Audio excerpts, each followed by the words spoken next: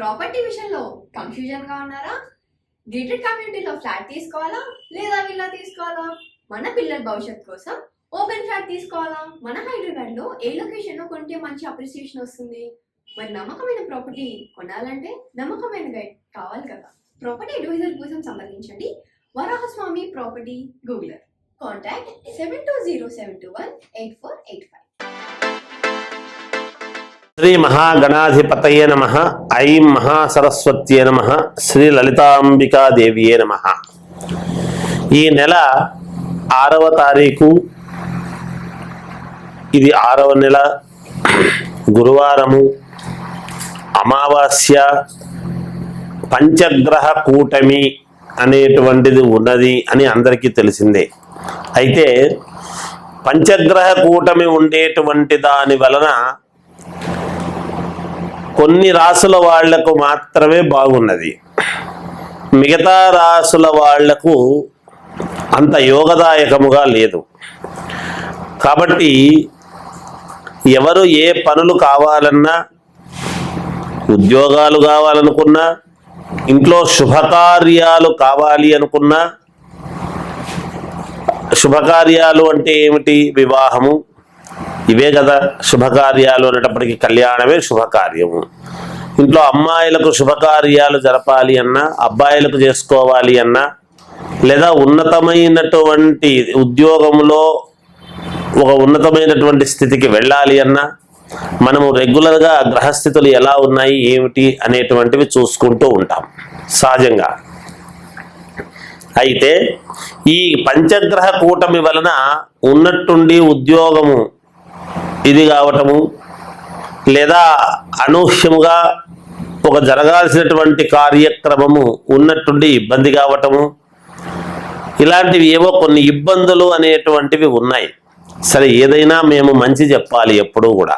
ఎవరిని భయపడించేటువంటి విధానము కానీ, లేదా మీకు అలా ఉంటుంది ఇలా ఉంటుంది అని భయోత్పాతము కలిగించి మనస్సుకు కకావికలముగా ఉండేట్టుగా చెప్పటం అనేటువంటిది న్యాయం కాదు. అయితే ఈ పంచగ్రహ కూటమి వలన మరి గ్రహాలు అన్ని మేజర్ గ్రహాలు, ముఖ్యమైనటువంటి గ్రహాలు గురు, శుక్రుడు, రవి, చంద్రుడు, బుధుడు అందరూ అక్కడే ఉండేటువంటి దాని వలన మరి అవి ఇచ్చేటువంటి శుభ ఫలితాలు ఎవరికి, ఇబ్బందులు ఎవరికి అనేటువంటివి రెండూ మనము చూసుకున్నప్పుడు మేషరాశి వాళ్లకు బాగుంటుంది, అలాగే కర్కాటక రాశి వాళ్లకు అనుకూలముగా ఉన్నది, అలాగే కన్యా రాశి వాళ్లకు చాలా బాగుంటుంది, వృశ్చిక రాశి వాళ్లకు చాలా బాగుంటుంది, అలాగే మకర రాశి వాళ్లకు చాలా బాగుంటుంది. ఈ రాసుల వాళ్లకు చాలా యోగదాయకముగా ఉంటుంది ఈ పంచగ్రహ కూటమి వలన. అయితే ఇప్పుడు మరి మిగతా రాసుల వాళ్ళు ఉన్నారు, ఏది బాగులేని రాసుల వాళ్ళు. ఎవరెవరికి బాగులేదయ్యా అంటే, వృషభ రాశి వాళ్లకు బాగుండదు, అలాగే మిథున రాశి వాళ్లకు బాగుండదు, సింహరాశి వాళ్లకు, అలాగే తులారాశి వాళ్లకు, ధనుస్సు రాశి వాళ్లకు, కుంభరాశి మీనరాశుల వాళ్లకు బాగుండదు. సరే, బాగుండదు అంటే ఏమిటి? ఏదో ప్రమాదము ఇంక అయిపోయింది, ఇబ్బందులు అనేటువంటివని కాదు దాని అర్థం. అంటే జరగాల్సినటువంటి పనులు జరగకపోవటము, మాకు మేలు ఉంటుందిలే అనుకునేటువంటి వాళ్లకు కొంచెం ఇబ్బందులు కావటము, గురుగ్రహము, మనము గురుబలం బాగుంటే అన్నీ జరుగుతాయి అని కదా మనం అనుకుంటాము. ఆ గురువే మరి అమావాస్య రోజు పైగా ఇలా పంచగ్రహాలు ఒక చోట ఉండేటువంటి దాని వలన ఇచ్చేటువంటి దానికి మరి ఏమి చేసుకుంటే పరిహారం అనేటువంటిది ఇక్కడ ఉన్నది. నిజానికి ఏ రాశి వాళ్ళు ఏమేమి పరిహారాలు చేసుకుంటే బాగుంటుంది అనేటువంటి విషయాన్ని ఇప్పుడు నేను మీకు తెలియజేస్తాను.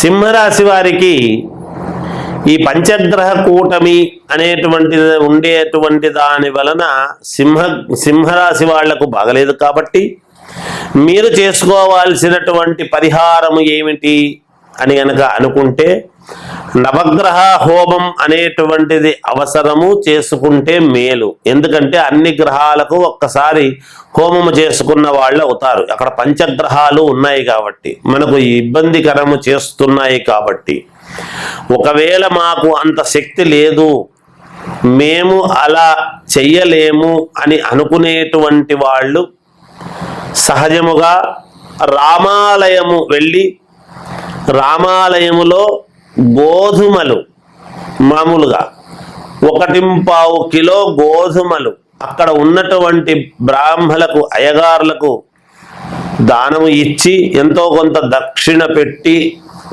ఇచ్చి మీరు 27 ప్రదక్షిణలు రామాలయములో చెయ్యండి రాముల వారికి.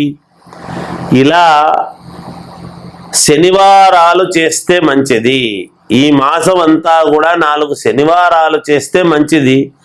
లేదు మీ సౌకర్యాన్ని బట్టి 2 శనివారాలు చేసినా సంతోషమే. కొంతలో కొంతవరకు మేలు జరుగుతుంది గాక. అందుకు ఆ గోధుమలు తీసుకువెళ్ళి ఎంతో కొంత దక్షిణ ఇచ్చి 27 ప్రదక్షిణలు రాముల వారి గుడిలో రాముల వారికి తిరగండి. తప్పకుండా మీకు జయము కలుగుతుంది. ఈ దోషము పరిహారం అనేటువంటిది అయ్యేదానికి అవకాశాలు ఎక్కువగా ఉన్నాయి. జయోస్తు. పంచగ్రహ కూటమి వలన మేలు జరగాలి అని అనుకుంటే మొదటగా వృషభ రాశి వాళ్ళు చేసుకోవాల్సినటువంటి పరిహారం ఏమిటి అంటే నవగ్రహ హోమము, గణపతి హోమము చేసుకోవాలి. గణపతి హవనము, నవగ్రహ హోమము చేసుకుంటే మేలు జరుగుతుంది గాక. అది వాళ్ళు ఇంట్లో చేసుకోవటమా, లేదా ఇంట్లో వసతి లేదు అని అనుకున్నప్పుడు దేవాలయంలో చేసుకోవటమా అనేటువంటిది మీరు ఆలోచన చేసి, శక్తి గల వాళ్ళు ఇక్కడ ఆలోచన చేయండి.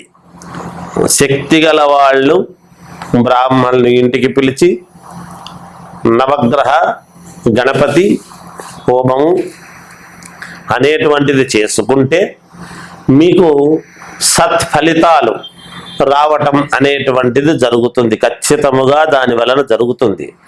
శక్తి లేని వాళ్ళ పరిస్థితి ఏమిటయ్యా, మేము హోమం చేసుకునేంత శక్తి మాకు లేదు కదా గురువు గారు, మరి మేము ఏం చెయ్యాలి అంటే, ఇప్పుడు శక్తి ఉండి కూడా లేదు, ఏముందిలే ఇది చేస్తే చాలే అనుకుంటే ఫలితాలు పోవు. నిజంగా శక్తి లేనటువంటి వాళ్ళు మేము ఇంత ఖర్చు పెట్టలేము, హోమం చేసుకోవాలి అంటే ఎంత తక్కువలో తక్కువ అన్నా బ్రాహ్మణులకు సంభావన అన్ని ఇవ్వవలసినటువంటి సమయం వచ్చేటప్పటికి కొంచెం ఎక్కువ అవుతుంది.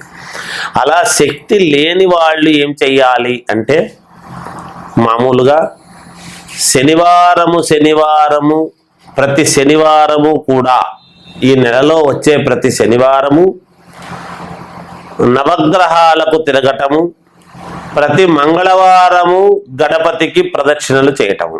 నవగ్రహాలకేమో 21 ప్రదక్షిణ చేయటము, గణపతికి ఏమో 11 ప్రదక్షిణలు చేయటము.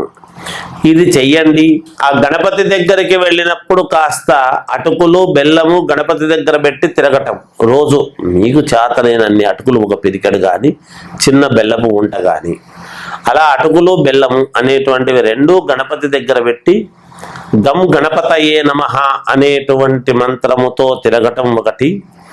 నవగ్రహాల దగ్గరికి వెళ్ళినప్పుడు ఒక కాయిన్ ఏదైనా శనేశ్వరుడి దగ్గర పెట్టి, ఒక కాయిన్ ₹1 కావచ్చు, ₹2 కావచ్చు, మీ ఇష్టం, మీ శక్తి అనుసారం ఒక కాయిన్ అక్కడ పెట్టి ప్రదక్షిణలు చెయ్యండి.